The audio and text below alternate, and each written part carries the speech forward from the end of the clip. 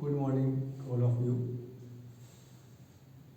मैं पुनः आपके सामने एक और नए वीडियो लेक्चर लेकर उपस्थित हुआ हूँ। जो हम बात कर रहे थे बिजनेस इकोनॉमिक्स में उपयोगिता के बारे में, उसी क्रम में आगे चलते हुए आज हम बात कर रहे हैं सीमांत उपयोगिता हास नियम।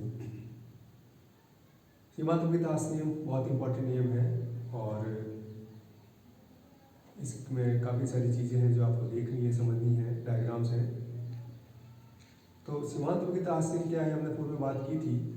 एक इसका दूसरा नाम आप देखिए कि इकोनॉमिक्स में कई बार अलग नाम से क्वेश्चन आ जाता है।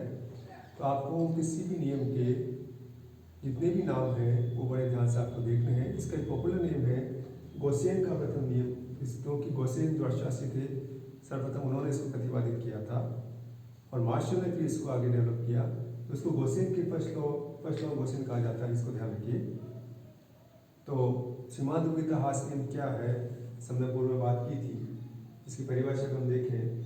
इस नियम के अनुसार किसी निश्चित समय में जब किसी वस्तु की अतिरिक्त इकाइयों का प्रयोग किया जाता है तो वस्तु की प्रत्येक अगली इकाई से मिलने वाली सीमांत उपयोगिता अन्य बातें समान रहने पर पिछली इकाई की तुलना में कम होती जाती है। इस घटती सीमांत उपयोगिता की प्रवृत्ति को ही सीमांत उपयोगिता हास नियम कहते हैं। यानी सीमांत उपयोगिता हास नियम सिंपल सा नियम है कि जैसे जैसे किसी वस्तु का हम उपभोग करते जाते हैं उससे मिलने वाली उपयोगिता में कमी आना शुरू हो जाती है। ये सिंपल सा नियम है, एक सार्वभौमिक नियम है, यूनिवर्सल ट्रुथ है कि कोई भी वस्तु जो हमारे पास में ज़्यादा होती है तो जैसे जैसे उसका उपभोग बढ़ाते जाते हैं उससे मिलने वाली हर अतिरिक्त इकाई की उपयोगिता कम होती जाती है। तो आप पूर्व में देख चुके हैं, इसका आगे भी हम डायग्राम और इसके टेबल देखेंगे। तो ये सीमांत उपयोगिता हास नियम है। इसमें एक चीज़ आई है, अन्य बातें समान रहने पर। इकोनॉमिक्स में आप देखिए एक बहुत इंपॉर्टेंट क्लॉज होता है, if other things are remaining same.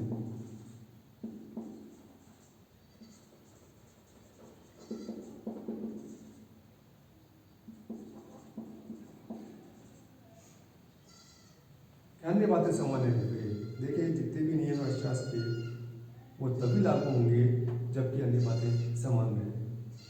अन्य बातें बहुत सारी चीज़ें जो आप आगे देखेंगे, उनमें से कोई भी नियम अगर कोई भी बात समान नहीं रह पाती है, उसमें परिवर्तन हो जाता है तो आपका ये नियम भी लागू नहीं होगा। आगे हम देखेंगे किस प्रकार क्या परिवर्तन हो सकते हैं। तो ये सीमांत उपयोगिता हास नियम का सिंपल सा है, जिसको कि एक हमने अर्थ के माध्यम से, परिभाषा के माध्यम से समझाया। वो 2-3 परिभाषाएं, इसमें से आपको जो भी अच्छी लगती हो मार्शल की और दूसरे अर्थशास्त्रियों की, वो आप उसको ले सकते हैं।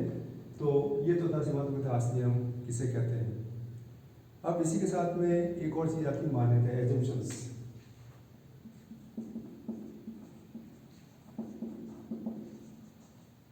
एजम्पशंस क्या है? मान्यताओं का मतलब कोई ऐसी मान्यता है जो हमें माननी पड़ती है। अर्थशास्त्र में अगर आप किसी नियम को आपको अगर इसको लागू करना है तो आपको उस मान्यताओं को मानना पड़ेगा और अगर उनमें से कोई भी चीज़ बदल जाती है तो वो नियम लागू नहीं होता। ये काफ़ी सारी मान्यताएं इसकी जगह करके हम देख रहे हैं कि ये एक तरह से शर्तें भी कह सकते हैं कि अगर ये नियम लागू होना है तो कुछ शर्तें हैं, मान्यताएं हैं। क्या मान्यता है कि वस्तु की इकाइयाँ समरूप रहनी चाहिए। ये कहता है नियम कि जो भी वस्तु आप वो कर रहे हैं उसकी इकाइयाँ एक होनी चाहिए, समरूप होनी चाहिए। उनमें किसी प्रकार का कोई भेद, चाहे वो आकार, डिजाइन, फैशन, किसी प्रकार का रूप रंग में परिवर्तन नहीं होना चाहिए। वस्तु का वो निरंतर होना चाहिए, कंटिन्यूसली। यानी कोई भी वस्तु जो आप यूज़ कर रहे हैं उसको कंटिन्यूसली, अगर चपाती खा रहे हैं तो कंटिन्यूस खा रहे हैं, उसमें अगर आपने गैप कर दिया, एक चपाती सुबह खाई, दिन में खाई, एक शाम को खाई, तो हो सकता है ये नियम हमारा लागू नहीं हो। तो इसके लिए शर्त रखी इन्होंने कि उसमें कंटिन्यूस उसका कंजम्पशन होना चाहिए और वो की इकाइयाँ समुचित हो। समुचित का मतलब एक उचित जो होती है, जैसे मान लीजिए चम्मच मैं प्यासा हूँ और मैं या कोई भी एक वयस्क व्यक्ति उसको अगर चम्मच से पानी पिलाया जाता है तो क्या होगा, उपयोगिता घटने की वजह बढ़ जाएगी, तो नियम लागू नहीं हो पाएगा। तो शर्त रखी है कि जो भी इकाई हो वो समुचित हो। वस्तु तथा उसके स्थान पर वस्तु के मूल्य में कोई परिवर्तन नहीं होना चाहिए। जब ये नियम बात कर रहे हैं तो या तो जो वस्तु विचाराधीन वस्तु इसके बारे में बात कर रहे हैं या उसके स्थान पर सब्स्टिट्यूट में किसी प्रकार का परिवर्तन नहीं होना चाहिए, तब ये नियम लागू नहीं होता है। तो उपभोक्ता की मानसिक स्थिति में परिवर्तन नहीं होना चाहिए, मेंटल स्टेटस उसका सेम रहना चाहिए।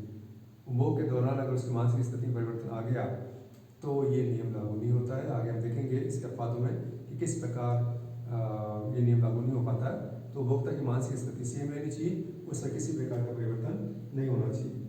उपभोक्ता की आदत, रुचि, फैशन परिवर्तन नहीं होना चाहिए। ये आपके सब जगह आएंगी, कुछ कॉमन चीज़ें चलेंगी। उपभोक्ता की हैबिट, हॉबी, रुचि, आय, फैशन, इनमें किसी प्रकार का परिवर्तन नहीं होना चाहिए। अगर ये परिवर्तन हो जाता है तो ये नियम लागू नहीं होता है। और उपभोक्ता पर प्रतिशत प्रभाव नहीं पड़ना चाहिए। एक और चीज़ होती है डेमोन्स्ट्रेशन इफेक्ट, बहुत अच्छा एक शब्द होता है।